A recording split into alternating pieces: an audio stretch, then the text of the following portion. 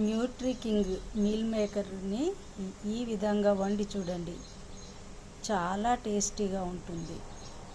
ముందుగా కొంచెము నానబెట్టుకొని బాయిల్ చేసి నీరు 2-3 సార్లు నీరు పోసి గట్టిగా పిండేసి నీరు తీసేసి పక్కకు పెట్టుకోవాలి.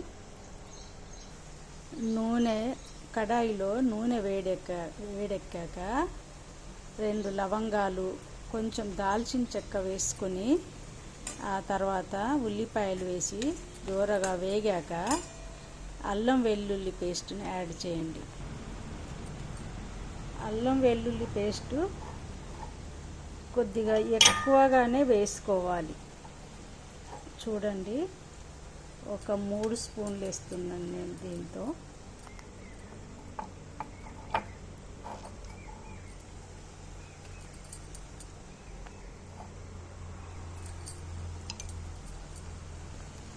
కొద్దిసేపు ఫ్రై చేసి ఇప్పుడు పసుపును యాడ్ చేయండి.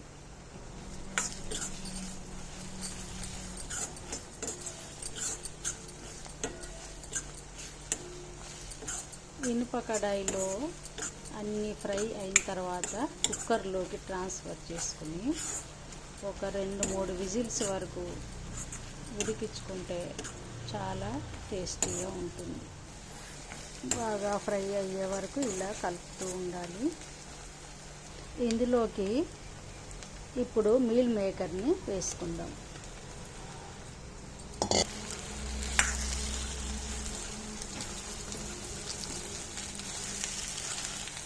ఈ రెసిపీకి నూనె కొంచెం ఎక్కువగానే పడుతుంది, లేదంటే టేస్ట్ అంతగా ఉండదు.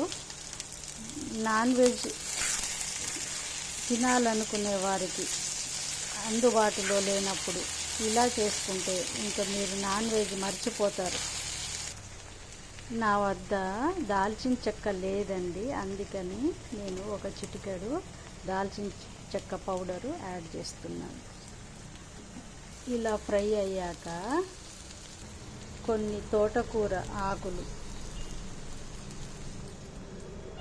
కొన్ని పాలకూర ఆకులు యాడ్ చేసుకోవాలి. ఒక ప్యాకెట్ మీల్ మేకర్కి 150 గ్రామ్స్ ఉల్లి ముక్కలు పడతాయి. ఇలా ఆకుకూర వేసుకున్న తర్వాత బాగా కలిపి కొంచెం ఫ్రై చేయాలి. ఇప్పుడు ఇందులోకి నేను మసాలాలు వేస్తున్నాను, మీకు చూపిస్తున్నాను. ఎవరెస్ట్ బిర్యానీ మసాలా కొంచెం, అన్ని ఎవరెస్ట్ కంపెనీదే. ఫిష్ మసాలా,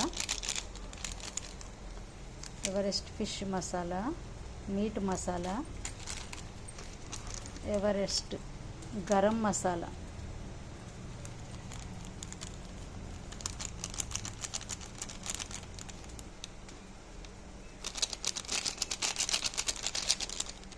ఈ మసాలా మిక్చర్ని ఇందులో వేసేసుకుందాం.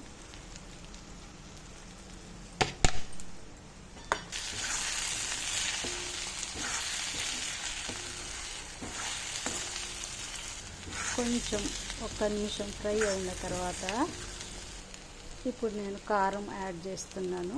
మీ రుచికి తగినంత మీరు వేసుకోవచ్చు.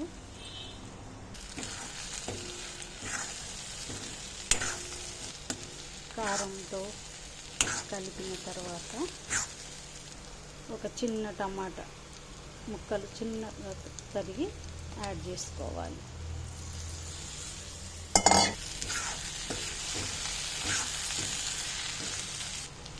ఇప్పుడు కొద్దిగా కసూరి మేతిని యాడ్ చేయండి.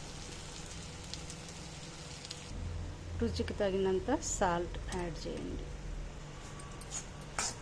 ఇప్పుడు దీన్ని కుక్కర్లోకి ట్రాన్స్ఫర్ చేయండి. ఇక్కడ నేను చూపిస్తున్నాను కుక్కర్. నేను ఒక్కదాన్నే కెమెరా పట్టుకొని చేస్తున్నాను కనుక నేను వేశాక మళ్ళీ చూపిస్తాను. కడాయిలో కొద్దిగా వాటర్ వేసి దీన్ని కుక్కర్లో పోసేద్దాం.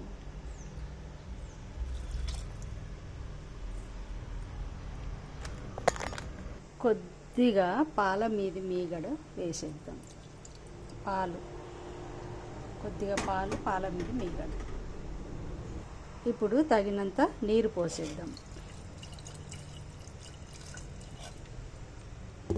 చూడండి ఇలాగా.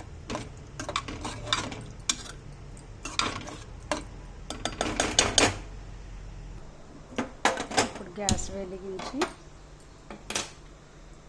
సిమ్లో పెడదాము.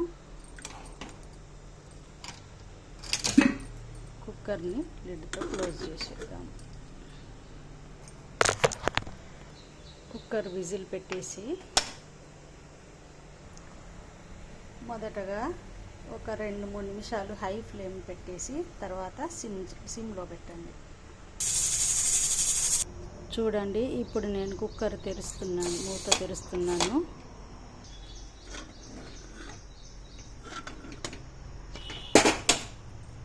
కూర ఉడికిపోయిందండి. సిమ్లో పెట్టి ఉడికించాను. 10 మినిట్స్ పడుతుంది. ఇప్పుడు దీన్ని ఒక బౌల్లో ట్రాన్స్ఫర్ చేసుకుందాం.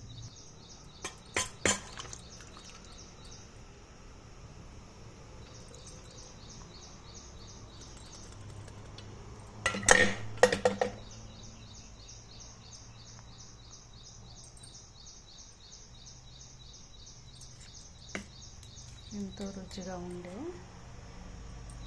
Meal maker soya chunks curry ready.